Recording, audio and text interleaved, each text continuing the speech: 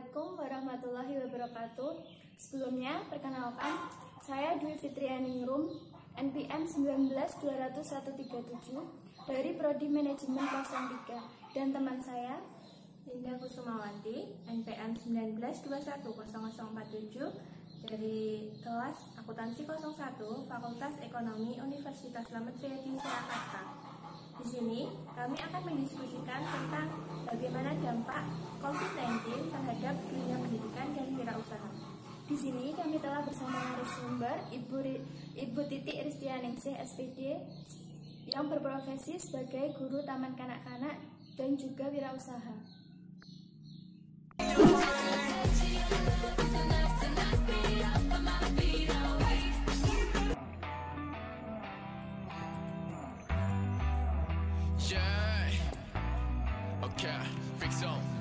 떨리는 순간 꿈들을 쟁취해 느낄 수 있다면 손을 뻗으시고 나는 가능해 가슴에 떨림을 품고도 가늠해 설렘을 가득 안고 Wiggle it up 누군가에게 느낄 수 없는 누군가에게 꿈 같은 거 우리 만들 수 있어 something new 커져라 let the wind blow We don't wanna fall down We don't wanna lose our mind 멈추지 않아 그곳에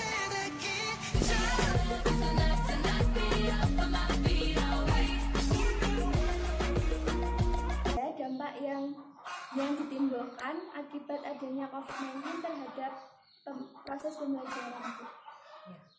Dampak yang ditimbulkan yang pertama yaitu pembelajarannya kurang efektif, yang kedua kurangnya kemampuan perhatian orang tua terhadap anak karena orang tuanya bekerja, lalu sapras seperti HP atau laptop yang kurang memadai serta kurangnya melek teknologi atau gaptek.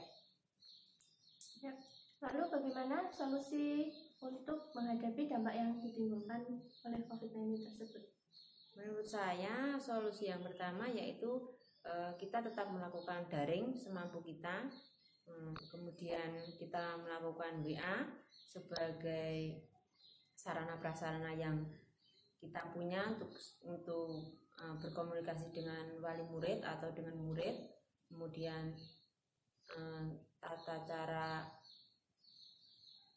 penyampaian dengan daring, kemudian solusi yang selanjutnya yaitu kita menyiapkan fasilitas penunjang seperti laptop, kemudian HP bagi wali murid atau anak yang HP atau laptopnya belum bisa untuk melakukan daring. Yang terakhir yaitu melakukan penjadwalan harus sesuai dengan jadwal yang ada, jadi antara anak satu dengan anak yang lain tidak gumbio atau tidak bentrok. Ibu, bagaimana cara penilaian Ibu ketika dilakukannya pembelajaran selama di rumah?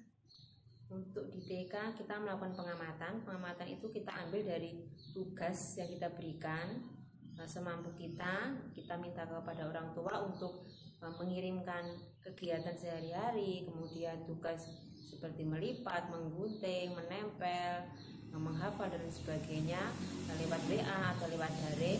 Kemudian kita menganalisa, lalu kita bisa membuat nilai. Untuk pertanyaan selanjutnya, selama proses pembelajaran ini semester ini kan sudah berakhir. Nah, bagaimana cara penyampaian hasil pembelajaran untuk semester ini? Untuk semester yang kedua atau kenaikan kelas ini tetap kita membuat rapot dengan acuan dari tugas-tugas yang telah dikirim oleh wali murid ke kita. Sebisa mungkin kita membuat, kemudian kita tetap kalau di taman kanak-kanak itu ada portofolio, kita kumpulkan, kita urutkan, kita beri nilai sesuai dengan kemampuan anak. Kemudian setelah itu kita masukkan ke dalam rapot, kita amati, kemudian analisa, nanti akan keluar nilai itu sendiri untuk kenaikan kelas. Oh iya Ibu, selama pengambilan rapot itu protokol kesehatan apa saja yang dilakukan? Kita menurut pemerintah saja seperti biasa yang telah disampaikan secara umum untuk warga kita semua. Yang pertama menyiapkan termometer, hand sanitizer, kemudian tetap memakai masker dan jaga jarak. Ya, untuk kedepannya apakah pembelajaran itu dilakukan di rumah atau sudah mungkin mulai pembelajaran aktif seperti biasanya? Untuk selanjutnya, untuk yang tahun ajaran baru mungkin pembelajarannya sebelum ada perintah resmi, belum dibuka full ya, mungkin kita bisa membagi pembelajaran masuk bulan Juni pertengahan itu dengan kelas, misalnya kelas A masuk Senin pagi, kemudian kelas B masuk setelah kelas A pulang, atau shiftnya pagi ada, siang ada, dengan tetap jaga jarak, penataan kursi, saprahnya juga harus dijaga sendiri. Oh iya Ibu, dampak COVID terhadap diri Ibu pribadi bagaimana Ibu? Jenuh dan membosankan, kemudian kurang efektivitas bekerja karena bekerja kita dari rumah, kemudian hasil pembelajaran terhadap taman kanak-kanak tidak bisa maksimal. Lalu untuk solusi dari dampak yang dirasakan? Kegiatan yang saya lakukan di rumah yaitu dengan berkebun, kemudian dengan kegiatan bermain dengan anak-anak, kemudian memanfaatkan aplikasi yang ada dengan video call atau Zoom meeting, kemudian yang terakhir melakukan daring dan tetap bimbingan lewat grup WA pada wali murid. Oh ya Ibu, kan Ibu sebagai wirausaha, apakah ada dampak atau hambatan setelah adanya COVID ini Bu? Jelas, untuk hambatannya seorang wirausaha seharusnya bertemu dengan orang-orang di luar sana. Kita tetap harus di rumah, kita tidak melakukan sosialisasi, dan kita hanya melakukan dengan online semampu dan semaksimal mungkin agar tetap bisa berjalan secara baik kewirausahaan yang kita lakukan. Ya, sekian pertanyaan dari kami. Lalu mungkin ada pesan yang ingin disampaikan? Ya, tetap pesan yang secara umum untuk semuanya saja, selalu jaga kesehatan, tetap mematuhi protokol kesehatan, menjaga pola makan, olahraga teratur, kurangi aktivitas di luar rumah semaksimal mungkin, tetap tenang dan jangan panik. Terima kasih. Sekian dari kami, apabila ada salah kata kami mohon maaf. Wassalamualaikum warahmatullahi wabarakatuh. Jangan lupa like, komen, dan subscribe.